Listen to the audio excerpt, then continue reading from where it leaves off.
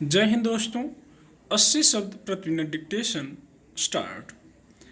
विश्व जनसंख्या दिवस के अवसर पर उत्तर प्रदेश के मुख्यमंत्री योगी आदित्यनाथ ने यह जो कहा कि आबादी का असंतुलन नहीं होना चाहिए, उस पर विवाद खड़ा करने के बजाय व्यापक विचार विमर्श होना चाहिए और इस क्रम में इसका आकलन किया जाना चाहिए कि क्या देश में जनसांख्यिकीय असंतुलन की स्थिति बन रही है। सरकारों के साथ समाज को इस पर ध्यान देना होगा कि जनसंख्या स्थिरीकरण के प्रयासों में सभी वर्ग, क्षेत्र और संप्रदाय के लोगों की भागीदारी समान रूप से हो। यदि ऐसा नहीं होता तो इससे समस्याएं पैदा होंगी और जनसंख्या स्थिरीकरण के प्रयासों पर पानी फिर सकता है।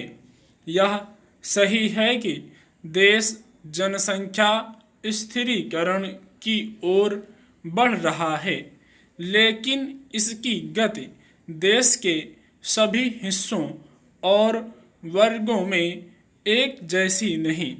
इससे संतुष्ट नहीं हुआ जा सकता कि देश शीघ्र ही जनसंख्या स्थिरीकरण वाले दौर में प्रवेश कर जाएगा, क्योंकि अगले कुछ वर्षों में भारत आबादी के मामले में चीन को पीछे छोड़कर सबसे अधिक जनसंख्या वाला देश बन जाएगा। यह कोई आदर्श स्थिति नहीं होगी, इसलिए और भी नहीं क्योंकि चीन के मुकाबले भारत का क्षेत्रफल कम है और यह किसी से छिपा नहीं कि संसाधनों पर बोझ बढ़ता जा रहा है। इसी के साथ गरीबी, बेरोजगारी जैसी समस्याएं भी बढ़ रही हैं। इसका कारण यह है कि भारत के पास दुनिया का केवल 2.4% भूभाग है, लेकिन विश्व की 18% आबादी यहाँ रहती है।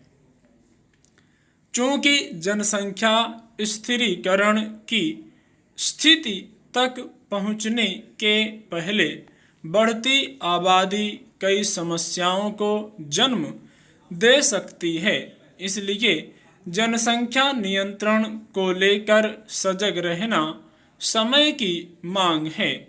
उन वर्गों और क्षेत्रों को जनसंख्या नियंत्रण की महत्ता से परिचित कराना ही होगा जहां इसके प्रति जागरूकता का अभाव है।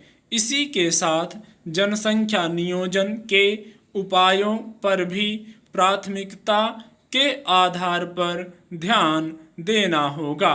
किसी भी देश की जनसंख्या तब उपयोगी सिद्ध होती है जब वह देश की आवश्यकताओं को पूरा करने में सक्षम होती है। शिक्षित, अनुशासित जनसंख्या ही किसी देश की प्रगति में सहायक बनती है। इस लक्ष्य की प्राप्ति के लिए पारिवारिक एवं सामाजिक संस्कारों और शिक्षा के माध्यम से भावी पीढ़ी को अनुशासित और राष्ट्रीय दायित्वों के प्रति प्रतिबद्ध बनाने को प्राथमिकता देनी होगी। इसी के साथ ऐसे भी प्रयत्न करने होंगे जिससे आबादी के बड़े हिस्से को स्थानीय स्तर पर ही रोजगार मिल सके। अभी ऐसी स्थिति नहीं और इसी कारण बड़ी संख्या में ग्रामीण क्षेत्रों की आबादी का पलायन शहरों की ओर होता है। समस्या यह है कि शहरों में आबादी जिस तेजी से बढ़ रही है उस गति से उनका ढांचा नहीं सशक्त हो पा रहा है। स्टॉप।